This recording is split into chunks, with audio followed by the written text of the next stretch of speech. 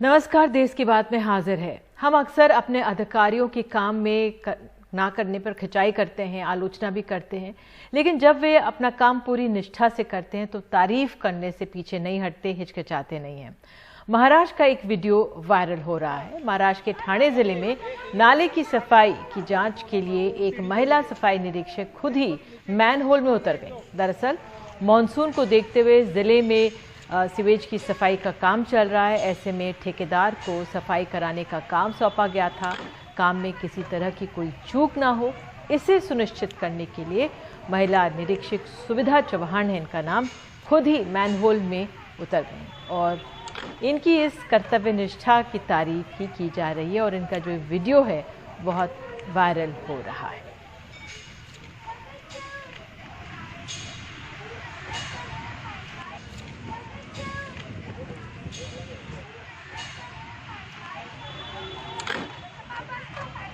और देश की बात में अब बात जिनका बचपन खो गया है, वो जिनकी आवाज़ अपनों के खो जाने से गुमसी हो गई है। बात कोरोना महामारी के दौरान अनाथ हुए बच्चों की। बच्चों की सुरक्षा के लिए बने राष्ट्रीय आयोग एनसीपीसीआर ने आज सुप्रीम कोर्ट में कहा है कि अब तक इस राज्यों से मिली जानकारी के अनुसार 3,621 बच्चे ऐसे हैं जिनके दोनों माँ पिता की मृत्यु हो गई है। 26,176 बच्चे ऐसे हैं जिन्होंने अपने एक माँ या पिता को खो दिया है और 274 बच्चे ऐसे भी हैं जिनको उनके परिवार ने ही छोड़ दिया है। तो सुप्रीम कोर्ट ने आज कोविड के दौरान अनाथ हुए बच्चों पर सुनवाई की। राज्य सरकारों को आज निर्देश दिए कि ऐसे अनाथ हुए बच्चों की शिक्षा नहीं रुकनी चाहिए। इन बच्चों तक आर्थिक मदद जो राज्यों और केंद्र की स्कीम्स के तहत है तुरंत पहुंचाएं। इन अनाथ बच्चों को खाना, अनाज, दवाइयां और कपड़े मुहैया कराए जाएं। उन एनजीओज के खिलाफ कार्रवाई करें जो ऐसे बच्चों को गैरकानूनी तरीके से गोद दिलवा रहे हैं। राज्य सरकारें पंचायत स्तर के कार्यकर्ताओं से अनाथ बच्चों की देखभाल की व्यवस्था करें और इस मामले पर अब अगली सुनवाई 27 जुलाई को होगी। तो बाल मजदूरी के खात्मे और बच्चों के शोषण पर लगाम के लिए संघर्ष कर रहे नोबेल शांति पुरस्कार से सम्मानित कैलाश सत्यार्थी हमारे साथ हैं। कैलाश जी, मेरा सवाल आपसे यही है कि सुप्रीम कोर्ट ने कोरोना के दौरान अनाथ हुए बच्चों का संज्ञान लिया है। हजारों हैं जिनके माँ पिता नहीं रहे। कोर्ट ने आज राज्य सरकारों से कहा है कि ऐसे बच्चों की शिक्षा रुकनी नहीं चाहिए, उनको आर्थिक मदद तुरंत दे। इस बीमारी का बच्चों पर गहरा असर पड़ा है। कस्बों से, शहरों से ये खबरें आई कि बच्चे घरों में पड़े हैं, उनके माता पिता अस्पताल में दाखिल हैं। फिर खबर मिलती है कि पिता घर में मर गए हैं, उनकी लाश पड़ी हुई है, देहांत हो गया उनका और कोई आने वाला नहीं है क्योंकि वो कोरोना से पीड़ित हैं। बच्चे तड़प रहे हैं कि क्या किया जाए इनका। इस तरह की सूचना जब हमें मिली तो मैंने सोशल मीडिया के माध्यम से ट्वीट करके ये आवाज़ उठाई कि कृपा करके हमें भी खबर दें। हम उनमें से प्रत्येक बच्चे की परवरिश का, उनकी शिक्षा का, स्वास्थ्य का, रख रखाव का जिम्मा लेने तैयार हैं, क्योंकि तब तक ये पहल नहीं की गई थी। मुझे अच्छा लगा कि उसी दिन के बाद फिर केंद्र सरकार से भी कुछ एक खबर आई, इसके बाद राज्य सरकारों से भी हमारी बात होती रही और खबरें भी आती रही। तो ये एक बड़ा मुद्दा है, ये हजारों बच्चों का मुद्दा है, उन बच्चों का जिनके या तो माता पिता दोनों छीन लिए गए हैं इस कोविड महामारी के दौरान, या फिर ऐसे बच्चे जिनके माता या पिता में से किसी एक का देहांत हो गया है।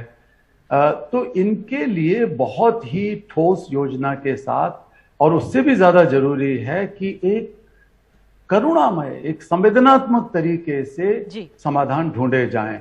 उन समाधानों में बहुत सारी चीजें हो सकती हैं। अनेकों राज्यों सरकारों ने बच्चों के लिए योजनाएं बनाई है जिनके दोनों माता पिता चले गए या एक माता पिता नहीं रहे। योजनाओं का ऐलान भी किया गया है, लेकिन इसमें भी अड़चने कई हैं बच्चों तक पहुंचने के लिए। कई अड़चने हो सकती हैं, जैसे कई माता पिता ऐसे हैं जिनके घर होंगे या थोड़ी बहुत संपत्ति होगी, दुकान होगी, कुछ होगा, तो वो किसके पास जाएगी, क्या उसका हश्र होगा, रिश्तेदार कैसे उस बच्चे का ध्यान रखेंगे, ये एक बात है। कोशिश तो हमारी यही होनी चाहिए कि परिवार के अंदर ही दादा दादी, चाचा चाची या इस तरह के लोग ईमानदारी के साथ उन बच्चों की परवरिश करें और उन्हें किसी अनाथालय में इस तरह के किसी होम के अंदर न जाना पड़े। प्राथमिकता तो ये होना चाहिए। लेकिन अगर ऐसा किया जाएगा तो उनको वजीफा या और कौन सी सुविधाएं घर में रहते हुए मिलेंगी, कैसे ये चाइल्ड वेलफेयर कमेटीज इनका देखभाल करेंगी कि ये बच्चे पढ़ रहे हैं, सुरक्षित हैं, खुश हैं कि नहीं हैं। और ये तभी संभव है जब हम सरकारी तंत्र के अलावा गैर सरकारी संगठनों के साथ मिलकर, सामाजिक संगठनों के साथ, धार्मिक संगठनों के साथ भी, मठों, मंदिरों, गुरुद्वारों, गिरजाघरों, मस्जिदों में काम करने वाले लोगों को जो भले हैं उनको भी आह्वान करें कि आप जिम्मा लीजिए इसका। ये एक राष्ट्रीय दायित्व है सभी का कि हम अपने बच्चों का रखरखाव करें, क्योंकि वो अपने या अपने माता पिता के किसी कारण से अनाथ नहीं हुए हैं, उसके पीछे इतनी बड़ी महामारी है और ये हमारे सबके बच्चे हैं। बिल्कुल कैलाश जी, लेकिन सबसे बड़ी परेशानी तो तालमेल की है। योजनाएं हैं लेकिन बच्चों तक कैसे पहुंचे, और ये जो तालमेल है इस पर ही बढ़ना होगा आगे। देखिए, तालमेल बैठाने के लिए पंचायतों के साथ, स्थानीय नगर पालिकाओं, नगर निगमों के साथ जो भी एक संस्थाएं हैं, जो मान्य संस्थाएं हैं, उनकी मदद लेनी चाहिए। इसके साथ साथ शिक्षकों की मदद लेनी चाहिए। शिक्षक बहुत बड़ा दायित्व इसमें निभा सकते हैं। अगर बच्चे स्कूल नहीं आ रहे हैं तो वो पता कर सकते हैं कि बच्चे कहीं बाल मजदूरी में तो नहीं चले गए हैं, जो अनाथ हुए थे ऐसे बच्चे। स्थानीय एनजीओज की, सामाजिक संगठनों की मदद ली जा सकती है। जो मैंने अभी कहा कि ये काम मिल बैठकर ही होगा और अकाउंटेबिलिटी भी तय किया जाए कि अगर कहीं गड़बड़ होती है तो जो सरकारी संस्था है, सरकारी तंत्र है, उसको इसकी सजा मिले या उसको इसके लिए जवाबदेह ठहराया जाए। तो ये जवाबदेही भी तय करनी पड़ेगी उन पॉलिसीज को लागू कराने की प्रक्रिया में, जो पॉलिसीज अच्छे तरीके से अभी घोषित की जा रही है। बहुत बहुत धन्यवाद कैलाश जी जुड़ने के लिए। बहुत अहम बात है कि सरकारी तंत्र की जवाबदेही इस पूरे मामले में होनी चाहिए। बहरहाल देश की बात में आगे बढ़ते हैं और अब वो खबर जिससे हम सबको सतर्क रहना है। संक्रमण कम होने से मास्क उतारने लगे हैं लोग, भीड़ दिखने लगी है। जैसे जैसे देश में कोरोना का संक्रमण घट रहा है, अनलॉक की प्रक्रिया शुरू हो गई है। उत्तर प्रदेश में सुबह 7 से शाम 7 बजे तक कर्फ्यू पूरी तरह से खोल दिया गया। अब इसका असर यह है कि बाजारों में जबरदस्त भीड़ है और चिंता की बात यह कि बहुत से लोग ऐसे जो मास्क ही नहीं पहन रहे। जिस यूपी में 1 महीने पहले कोरोना की वजह से मौत का तांडव था, हालात इतने खराब थे कि शमशान घाटों पर वेटिंग थी और गंगा में लाशें तैर रही थीं।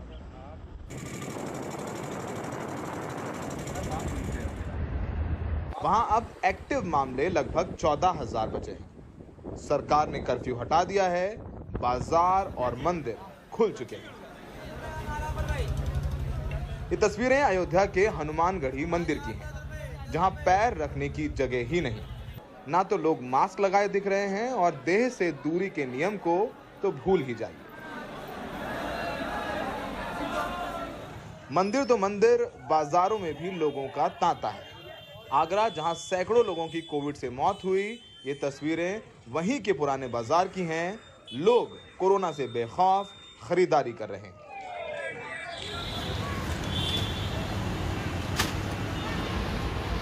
यूपी के सबसे हाईटेक कहे जाने वाले शहर नोएडा में भी कोरोना प्रोटोकॉल की धज्जियां उड़ाई जा रही हैं। ये यहाँ का अट्टा मार्केट है। यहाँ न दुकानदार मास्क लगाए दिखे और न खरीदार। जरा इन भाई साहब को देखिए, आंखों में स्टाइल वाला चश्मा है और मास्क चेहरे से नीचे लटक रहा है और ये बेखौफ मार्केट में घूम रहे हैं। जब हमने लोगों से मास्क ना लगाने की वजह पूछी तो जरा इन लोगों के दिलचस्प जवाब सुनिए। सर, मास्क जेब में है, मैंने गर्मी के लिए हटा दिया था।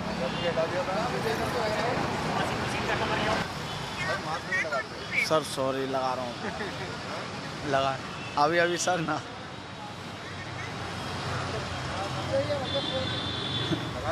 ठीक है सर। नहीं मिल रहा? नहीं, भूल गया मैं घर पे। ऐसे ही। पुलिस से डर नहीं लगता? जा रहा हूँ घर से, दोबारा ले लूँगा। कुछ लोग तो हमें देखकर ही भाग गए। मास्क क्यों नहीं लगाती हो? एक दुकानदार तो हमें घबरा कर बताने लगा कि वो पानी पी रहे हैं, और जब हमने पूछा कि गिलास कहाँ है तो जरा इनका जवाब सुनिए। देख लेंगे, दुकान तो है ही है यार। आप मास्क क्यों नहीं लगाते? अभी पानी पी रहा था सर। पानी कहाँ है? ये रहा पानी पी रहे तो कहाँ है? दिखाइए। ये रहा। किससे पानी पी रहे थे आप? जब गिलास ही नहीं तो क्या करूँ, दुकान खोल। हाँ जी। तो आप दुकान में जो लोग आते हैं उनको बोलते नहीं है? बोलते हैं, हम खुद मास्क लगाते हैं। कोविड के नियमों के पालन की जिम्मेदारी पुलिस की है, लेकिन पुलिस तो मेन रोड पर खुद बिना मास्क लगाए अखबार पढ़ने में मशरूफ दिखी। जब हमने ड्यूटी पर तैनात पुलिस वाले से मास्क ना लगाने की वजह पूछी तो उन्होंने घबरा कर मुंह में रुमाल लगा लिया। आपने मास्क नहीं लगाया हुआ, रुमाल लगा लिया आपने। आपके प्रति जिम्मेदारी है, आपने खुद मास्क नहीं लगाया हुआ है। पानी पी रहा था मैं, अभी बोतल देखा मेरे पास फुटेज, आप मास्क नहीं लगाते हैं। अभी देखिए ये पुलिस वाले यहाँ की ड्यूटी लगी, उन्होंने हमें देखा है तो मुंह पर अपने रुमाल लगा लिया और ये देखिए छुप गए हैं। और ये हकीकत है यहाँ पर नोएडा पुलिस की कि जो है जिम्मेदारी, अब देखिए इन्होंने हमें देख करके मास्क लगाया, वो भी उल्टा सीधा मास्क लग गया है इनसे। जिनके घरों में लोग नहीं रहे उन्हें पता है कि लापरवाही का अंजाम कितना बुरा होता है। लोगों ने वो मंजर भी देखा है जब लोग इसी यूपी में बिना ऑक्सीजन के तड़प कर जान गंवा रहे थे, लेकिन तीसरी लहर की चेतावनी के बावजूद लोगों की लापरवाही और पुलिस की ढिलाई जानलेवा साबित हो सकती है।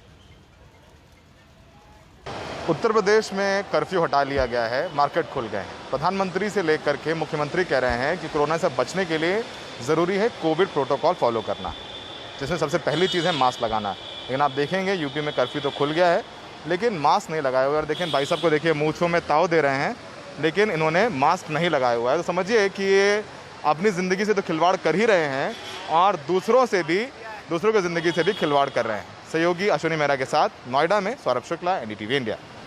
बिल्कुल, इस खबर को गंभीरता से लेना चाहिए। मास्क ज़रूर पहने, भले ही हमारे जो नियम हैं, कायदे अभी ढीले किए जा रहे हैं। उत्तर प्रदेश से ये अगली खबर है। उत्तर प्रदेश में टीकाकरण एक बड़ी चुनौती है, खासकर यहाँ के ग्रामीण इलाकों में परेशानी बहुत बड़ी है। 23 करोड़ की आबादी वाले राज्य ने जून में स्पेशल टीकाकरण कैंप लगाए, लेकिन ये कितने कारगर है, देखिए ये रिपोर्ट। टीका लगवाना है, करना पड़ता है। अपना आधार लेके जाओ, खाना खा के लगवाए, बुखार उसे वो बीमारी न हो जाते। कोरोना नहीं होगा ना, टीका लगवाना न हो तो आपके परिवार में न हो किसी के।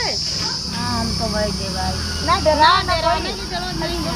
सब कोई तो आपके परिवार का, आपके गाँव का, मोहल्ले का सब कोई तो लगवा रहा है। लगवाओ दे, हम चलो लगवा देंगे, कोई परेशानी नहीं। आप साथे का हम गलती भूल गए, वो जरूरी है ना सब, फिर नहीं तो रोग कंट्रोल कैसे होगा कोरोना, बताओ। अब एक लोग कंट्रोल हो जाए ना हो, हमका मरे के मर जाए।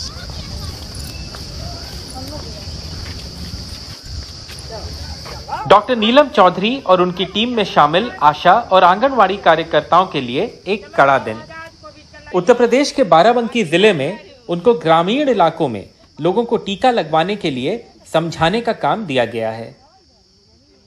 मेरे पीछे जिस तरह की बात हो रही है उससे आप ये इस बात का अंदाज़ा लगा सकते हैं कि यूपी में रूरल वैक्सीनेशन कितना बड़ा चैलेंज है।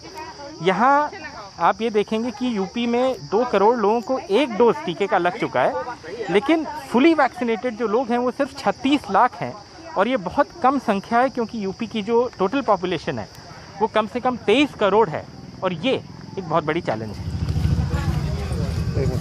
फिलहाल उत्तर प्रदेश की महज 1.5% आबादी को ही कोविड वैक्सीन के दोनों डोज लगे हैं। देश के बड़े राज्यों के मुकाबले ये संख्या काफी कम है। हमारे यहाँ सब तैयार हैं। तुम लोग को टीका लगा है? उत्तर प्रदेश सरकार के नए अभियान में कोशिश ये है कि जून में 1 करोड़ नए लोगों को टीका दिया जा सके।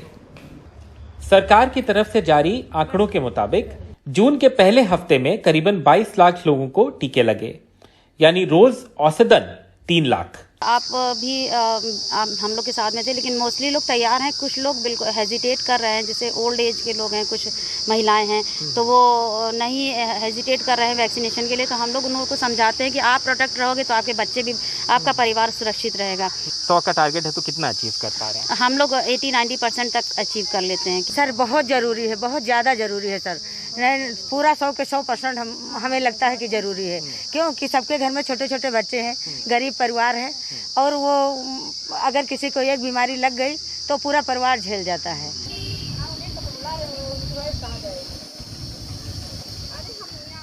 एक चीज़ जो उत्तर प्रदेश सरकार ने की है और शायद बाकी सरकारों ने भी देश भर में की होगी, वो ये है कि जो गांव के आसपास की सरकारी बिल्डिंग्स हैं वहाँ वैक्सीनेशन सेंटर शुरू किए। जैसे ये एक विद्यालय है और आप देख सकते हैं कि यहाँ वैक्सीनेशन भी हो रहा है और ये कक्ष है जहाँ पे वैक्सीनेशन किए जा रहे हैं। बहुत भीड़ नहीं है यहाँ, लेकिन तभी लोग आ रहे हैं और ये एक शायद अच्छी बात है। आप देख सकते हैं ये बुजुर्ग महिला अपना टीका लगवाने आई हैं।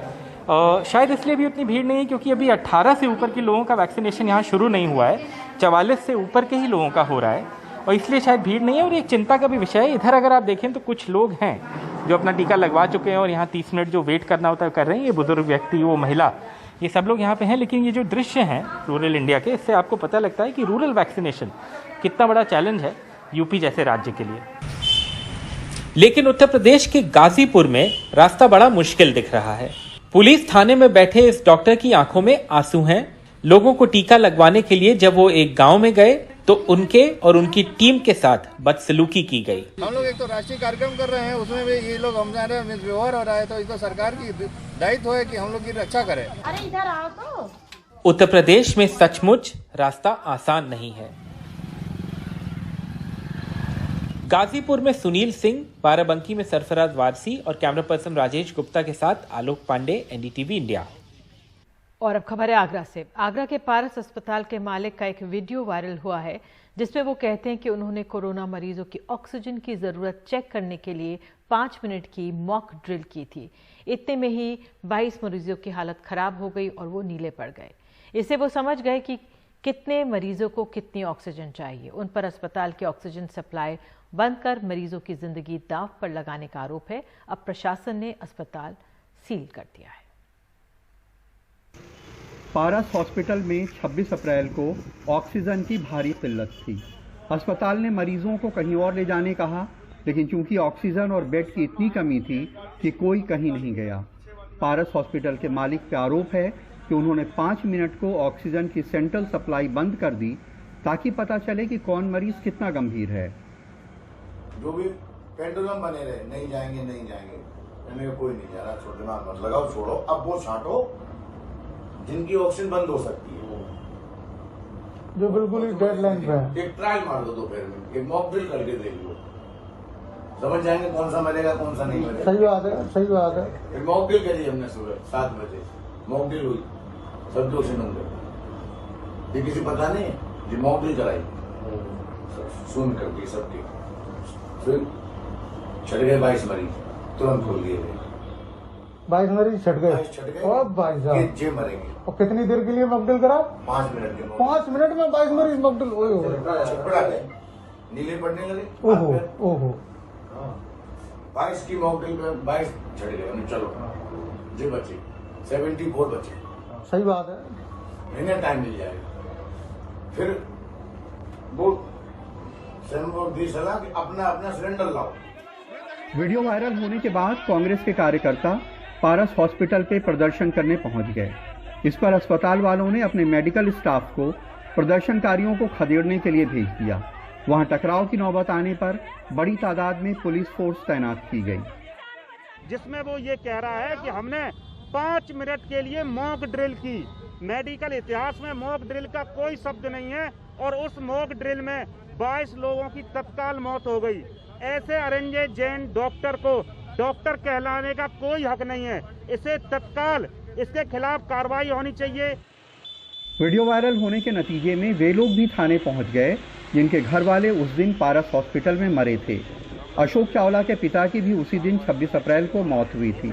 वो कहते हैं कि डॉक्टर अरिंजय ने उनसे ऑक्सीजन सिलेंडर मांगा, उन्होंने लाकर दिया, फिर भी उनके पिता की मौत हो गई। आज मैंने जिलाधिकारी महोदय से और SSP आगरा महोदय से मिलके मैंने इस हॉस्पिटल के खिलाफ कार्रवाई की मांग करी है। कठोर से कठोर कार्रवाई की जाए। अगर मेरी जिला प्रशासन नहीं सुनता है तो इसके बाद फिर मैं हायर अथॉरिटी के पास जाने के लिए बाध्य रहूँगा। इस पूरे विवाद पे पारस हॉस्पिटल के मालिक कहते हैं कि उनकी भावना गलत नहीं थी, वो चेक कर रहे थे कि कौन कितना गंभीर है। जब हम किल्लत में थे अप्रैल के तीसरे हफ्ते में, तो उस किल्लत में हम अपने मरीजों को कैटेगराइज कर रहे थे कि कौन सा मरीज हमारा हाई फ्लो पर है, कौन सा मरीज हमारा लो फ्लो पर है। हमें मरीजों की ऑक्सीजन डिपेंडेंसी पता करनी थी कि हम ऑक्सीजन की किल्लत आने पर या आपूर्ति रुक जाने पर हम किस तरीके से सिचुएशन को हैंडल करेंगे। मामले की जांच करने के लिए आगरा के सीएमओ ने एक जांच कमेटी बनाई है, लेकिन मामले के तूल पकड़ने पे अस्पताल को सील करने का फैसला किया गया। कोरोना की दो लहर झेल चुके इस देश में अब तो अनपढ़ लोग भी जानते हैं कि पल्स ऑक्सीमीटर से ये चेक किया जाता है कि किसको कितनी ऑक्सीजन की कमी है। इसके लिए किसी अस्पताल के सेंट्रलाइज्ड ऑक्सीजन सिस्टम को बंद करके ट्रायल करने, मॉक ड्रिल करने की ज़रूरत नहीं होती। ये एक आपराधिक कृत्य है। अगर ये सच है तो इसकी जांच होनी चाहिए और जाहिर सी बात है कार्रवाई भी होनी चाहिए। आगरा में नसीम और लखनऊ में कैमरामैन राजेश गुप्ता के साथ कमाल खान, NDTV इंडिया। और देश की बात में आगे, महामारी के दौर में किन्नरों की समस्याएं रोजी रोटी के अलावा और भी। शादी विवाह जैसे कार्यक्रमों में नाच गाकर अपना घर चलाने वाले ट्रांसजेंडर समुदाय के सामने अब रोजी रोटी का संकट आ गया है। खाने की तकलीफ है, बीमार हुए तो इलाज की है, वैक्सीन लगाने के लिए भी इन्हें किसी सूची में नहीं रखा गया है, ना ही प्राथमिकता मिली है। महाराष्ट्र से ये रिपोर्ट।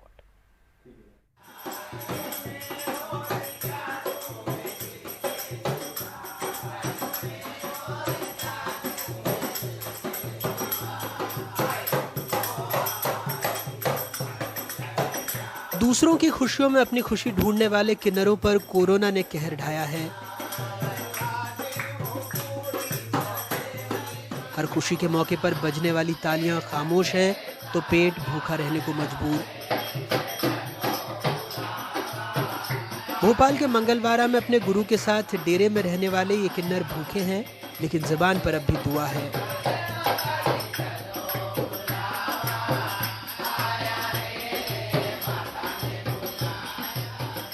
लॉकडाउन में ज़्यादातर तो निकलना हुआ नहीं, और जैसे हम निकले भी हैं, कहीं हम समाज में गए हैं, जैसे घूमने के उससे गए हैं कि देखें माहौल कैसा है। हम गए हैं तो हमें खुद पता चला कि उनकी इतनी आर्थिक व्यवस्था सही नहीं है, उनकी स्थिति खुद घर की ठीक नहीं थी। तो हम बस ऐसे ही नॉर्मली उनके गए और उल्टा उनको दुआएं दे के हम और ऐसे ही आ गए। शादी तो हो नहीं रही, पोस्टपोन हो गई, कैंसिल हो गई। अब काम धंधे सभी कुछ बांधे लोगों के, पब्लिक के, किसी के पास में है नहीं, महीनों से घर में बैठे हुए, गरीबी चल रही है, उनकी आर्थिक स्थिति ठीक नहीं है। अगर बच्चा हो जाता है, कुछ हो जाता है तो हम लोग जाते हैं, तो अब उन लोग को देख के हम लोग खुद ही समझ जाते हैं कि उनके पास खुद नहीं है तो हम लोगों को क्या देंगे। घर में जो रखा हुआ दाल चावल शक्कर जो देते हैं सब लोग, उसमें से वही खाया पिया। सब्जी भाजी में थोड़ी परेशानी हुई है, लेकिन भगवान का शुक्र है, खाया पिया हमारे गुरु ने हम लोगों का बहुत ख्याल रखा है। कोरोना दुनिया से चला जाए और मेरे जितने भी जजमान हैं मालिक सबकी हिफाजत करें। भोपाल में किन्नरों के बड़े डेरे मंगलवारा, बुधवारा और इतवारा में हैं। कहते हैं भोपाल में राजा भोज के शासन में जब सूखा और अकाल पड़ा तो अकाल से मुक्ति के लिए राजा भोज ने किन्नरों को भुजरिया करने का आग्रह किया, जिसमें गेहूं के दानों को छोटे छोटे पात्रों के अंदर मिट्टी में अंकुरित होने के लिए रख दिया जाता है, जो शांति और समृद्धि का प्रतीक माने जाते हैं। इनकी तालियों से मंगल होता है। पिछले साल केंद्र सरकार ने कहा था जो ट्रांसजेंडर सहायता मांगेंगे उन्हें 1500 रुपए का निर्वाह भत्ता दिया जाएगा, लेकिन मंगलवारा में किसी को कुछ नहीं मिला। वैक्सीन में भी भेदभाव का सामना करना पड़ता है। ना तो 1500 रुपए दिए और ना कोई अनाज दिया, ना कोई गल्ला दिया। सरकार ने आज तक सबके ऊपर ध्यान दिया, कभी किन्नरों के ऊपर ध्यान नहीं दिया। दुनिया से कोरोना का नाम चला जाए। बहुत किन्नर समाज तो ऐसा में बेपनाह इसके अंदर घर में बैठे हुए हैं, मुसीबतों का सामना हम लोगों ने करा है और बहुत किन्नर समाज परेशान है। भोपाल जिले में 167 थर्ड जेंडर हैं जिनके नाम वोटिंग लिस्ट में हैं। शायद ये इतना बड़ा वोट बैंक नहीं जो हुक्मरानों को इनकी परवाह हो। देश में लाखों किन्नर हैं जिन्हें सालों से वैसे भी समाज से सामाजिक दूरी या सोशल डिस्टेंसिंग का सामना करना पड़ा है। कोरोना काल ने इन किन्नरों से उनकी तालियों को भी छीन लिया और सबसे दुखद है कि शायद फर्क किसी को नहीं पड़ता। भोपाल से कैमरा पर्सन रिजवान खान के साथ अनुराग द्वारी, NDTV इंडिया। जानलेवा कोविड ने खौफ और एक नई तरह की बीमारी को जन्म दे दिया है। लोग अपने प्राण खोने, प्रियजनों के हमेशा के लिए साथ छोड़ जाने, अकेले रह जाने और नौकरी रोजगार आदि छिन जाने जैसे अंदेशों से दहशत में हैं और इस तरह से इनकी मानसिक परेशानियां बढ़ रही हैं। कोरोना के प्रकोप ने मानसिक स्वास्थ्य पर भी गहरा घाव किया है। मुंबई के मशहूर मनोचिकित्सक डॉक्टर हरीश शेट्टी बताते हैं कि पिछली लहर की तुलना में इस साल मानसिक रोग वाले मरीजों की संख्या 500% बढ़ी है। हर उम्र के लोगों पर इसका असर पड़ा है। कम से कम 500% बिल्कुल बढ़ गया है। रोज कम से कम 4-5 मरीज को मैं लाइव देखता हूँ, वर्चुअल नहीं, जिनके घर में कुछ हुआ है, जिनको बहुत डर लगता है, जिनको आत्महत्या के विचार आते हैं, जिनको बहुत गुस्सा भी आती है। एक 35 साल का कॉर्पोरेट एग्जीक्यूटिव है जिनके घर में 5 लोग गुजर गए। वो बिल्कुल स्तब्ध है, वो शॉक में है, उसे पता नहीं क्या हुआ। खाना नहीं खाता है, बात बिल्कुल नहीं करता है। और जब लोग आते हैं उसके पास तो लोग उसको बेवकूफ़ी की जैसे उसके साथ व्यवहार करते हैं। अभी भूल जाओ, आगे चलो, तुम्हारे बच्चे के प्रति देखो। और वो इतना शॉक में है कि वो किसी से बात नहीं करता है। जब मेरे पास आया, मैंने कुछ नहीं कहा उसे। मैंने कंधे पर हाथ रख के कहा कि मैं तुम्हारे साथ हूँ, और बस इतना ही कहा। वो रो पड़ा। और एक बात मैं सभी को बताना चाहता हूँ, जब वो रोते हैं तो उनको मत रोकना। कभी भी ऐसे मत कहना आगे देखो, बच्चे के प्रति देखो, जो हो गया। चुप रहो, रोने दीजिए, साथ दीजिए। हर एज ग्रुप में तकलीफें आ रही है। अगर बच्चों की बात की जाए तो हम देख रहे हैं कि उनमें चिड़चिड़ापन बढ़ रहा है, डेली रूटीन खराब हो रही है, मोबाइल्स एंड डिवाइसेस पे गैजेट्स की डिपेंडेंसी बढ़ रही है।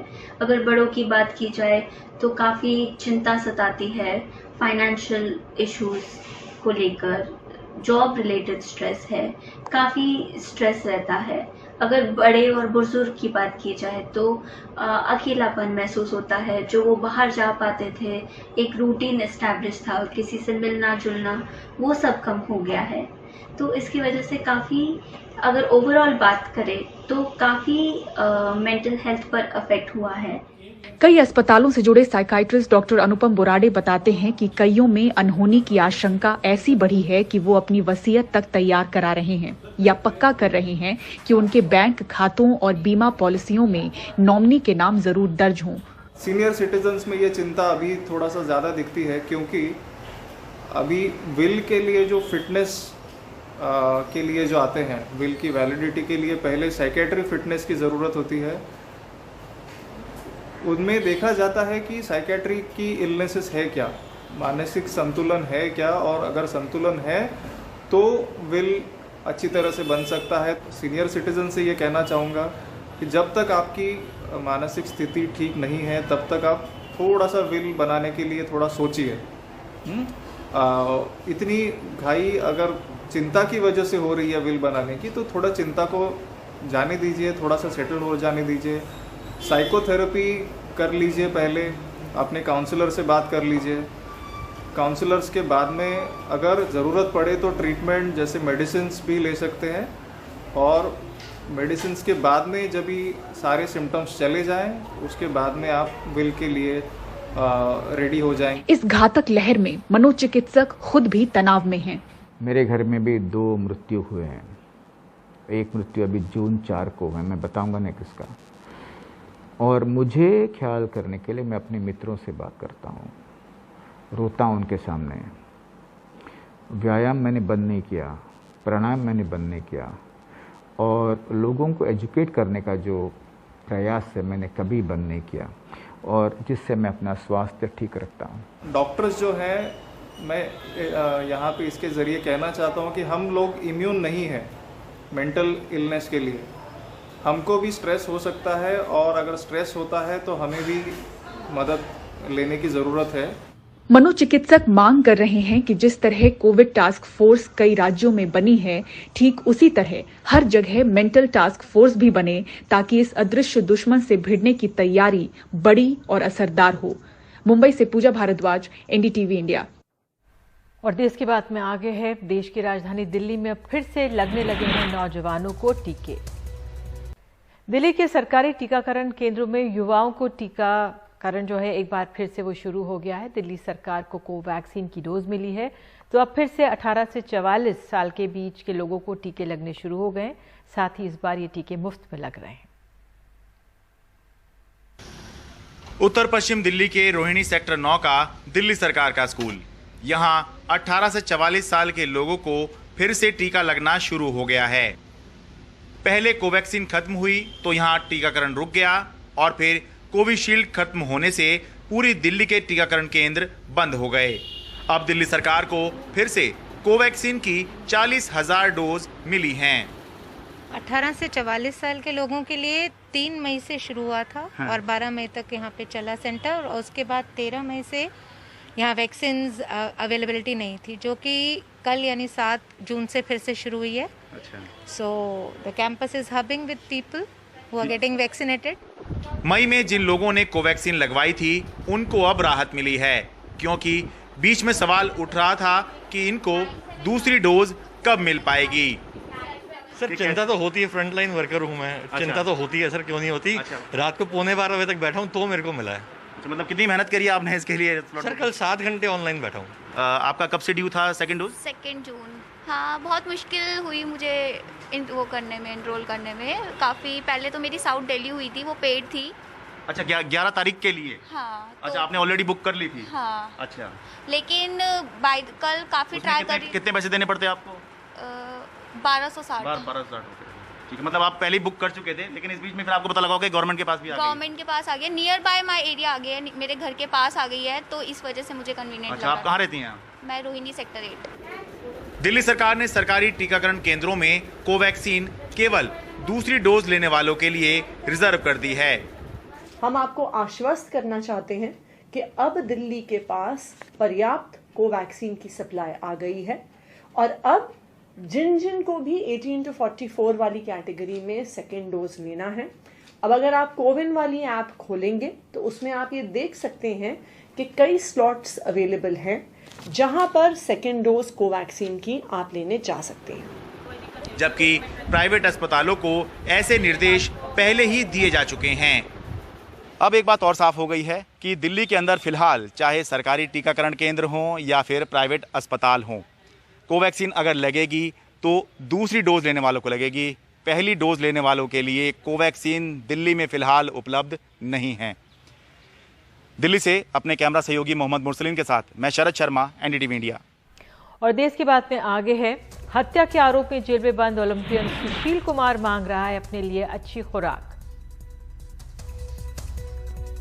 दिल्ली की मंडोली जेल में बंद ओलंपिक पदक विजेता सुशील पहलवान अब प्रोटीन और स्पेशल डाइट की मांग कर रहे हैं। वो जेल जाने से पहले टोक्यो ओलंपिक की तैयारी कर रहा था। सुशील ने अदालत में स्पेशल डाइट के लिए गुहार लगाई है, जिस पर फैसला बुधवार को होगा। पहलवान सागर धनखड़ की हत्या के आरोप में जेल जाने से पहले पहलवान सुशील कुमार टोक्यो ओलंपिक की तैयारी कर रहा था। इसके लिए उसे स्पेशल डाइट चाहिए। उसने रोहिणी कोर्ट में अर्जी भी दी है, जिस पर रोहिणी कोर्ट ने मंगलवार को सुनवाई की और अब बुधवार को फैसला आएगा। पहलवान सुशील के जानकारों की माने तो सुशील टोक्यो ओलंपिक में 74 किलोग्राम वर्ग में कुश्ती लड़ने की जोरदार तैयारी कर रहा था, जिसकी चर्चा उसने अपने जानकारों से भी की थी। लेकिन इसी बीच पहलवान सागर धनखड़ की हत्या हो गई और सुशील जेल पहुंच गया। सुशील को जेल में एक आम कैदी की तरह खाना मिलता है। जेल में सुबह नाश्ते के बाद दोपहर के खाने में 5 रोटी, 2 सब्जियां, दाल और चावल मिलते हैं। डिनर में भी ऐसा ही खाना मिलता है। अगर कोई कैदी चाहे तो महीने में जेल किचन से 6,000 रुपए तक का खाने पीने का सामान ले सकता है। लेकिन सुशील को स्पेशल डाइट चाहिए, जिसमें अच्छी प्रोटीन, ओमेगा 3 कैप्सूल, जॉइंटमेंट कैप्सूल, प्री वर्कआउट C4, हाई डे और मल्टी विटामिन शामिल हैं। इसके अलावा एक्सरसाइज बैंड की भी मांग की है।